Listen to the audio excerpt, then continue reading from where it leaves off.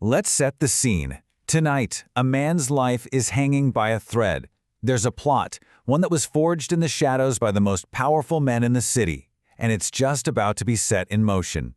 But what they don't know is that another plan is already unfolding, one that isn't woven with swords and secrets, but with something so much more powerful.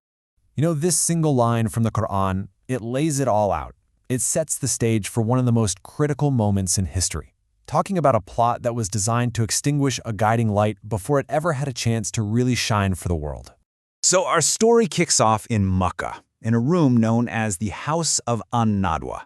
Now this was the seat of power, and here, in the shadows, a desperate and pretty fearful group of leaders gathered to figure out how to solve what they saw as their biggest problem, the Prophet Muhammad.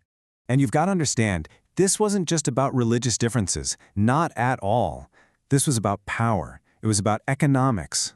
The Quraish could see their grip on the region, their wealth from these crucial trade routes, their entire way of life. It was all being threatened by this new, fast-growing community up in Al-Medina. They could feel it all just slipping through their fingers. And the plan they came up with, wow, it was incredibly cunning. Here's how it worked. They'd pick one strong young man from every single major clan. They'd all strike at the exact same time. Why? Well, that way, the responsibility for the act would be spread out, shared by everyone. The Prophet's own clan would be totally powerless. I mean, how could they seek revenge against every other clan combined? It was designed to be the perfect, inescapable crime. And this right here, this verse just brilliantly captures the whole theme of our story. You have this meticulously crafted human plot born out of fear and strategy, and it's about to come face to face with a subtle, all-encompassing divine plan. It's really a confrontation between two very different kinds of wills. But here's the thing. As the plotters were finalizing their dark scheme, that divine counterplan was already in motion, and its foundation wasn't built on force, but on something much, much deeper: faith. Just try to picture this scene. You've got a circle of armed men surrounding the house, just waiting for the signal to rush in. And inside, a young man, Ali, is willingly lying in the Prophet's bed, covered by his mantle. That is an act of just immense bravery and absolute trust. And that simple, selfless act is what allowed the Prophet to slip away from his own home, totally unseen, into the moonless night. Now the journey was anything but safe. The assassins, well, they quickly figured out they'd been tricked, and the best trackers in the business were sent after them, in hot pursuit. The Prophet and his companion Abu Bakr, they had to take refuge, and they did, in a place they would stay for 3 long days, the Cave of Thaur. I mean, they were moments away from being discovered. A single peek inside that cave would have been the end of everything. From a human perspective, there was absolutely no escape. But help was about to show up from the most unexpected soldiers imaginable. This is where the story just takes this beautiful turn. It shows us that divine protection doesn't always show up how we might expect. Not with thunder and lightning or armies, but sometimes it comes through the most delicate and seemingly insignificant things. And just like that, a few strands of silk, a fragile spider web that a child could break, it becomes an impenetrable fortress.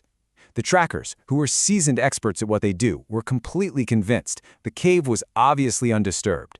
And so, they turned away. But you have to put yourself in their shoes. The danger felt terrifyingly real. From inside that cave, they could hear their enemies' voices. They could probably see their shadows. Abu Bakr, seeing just how close they were, was filled with fear, not for himself, but for the Prophet's safety. And what happens next? Well, it teaches us all a profound lesson about fear and about faith. Can you just imagine the power of those words, spoken so calmly in a moment of such extreme danger? What do you think of two, he asked, when God is their third? This wasn't him denying the very real threat that was just feet away. It was an affirmation of a much, much greater presence right there with them in that cave. And this feeling, this peace, it actually has a name. It's called Sakina. It's that tranquility that the Quran says was sent down into the cave, a calm that just overpowers fear, that settles the heart and reminds you that you are never, ever truly alone. So, after 3 long days, once the search had finally died down, the journey could resume.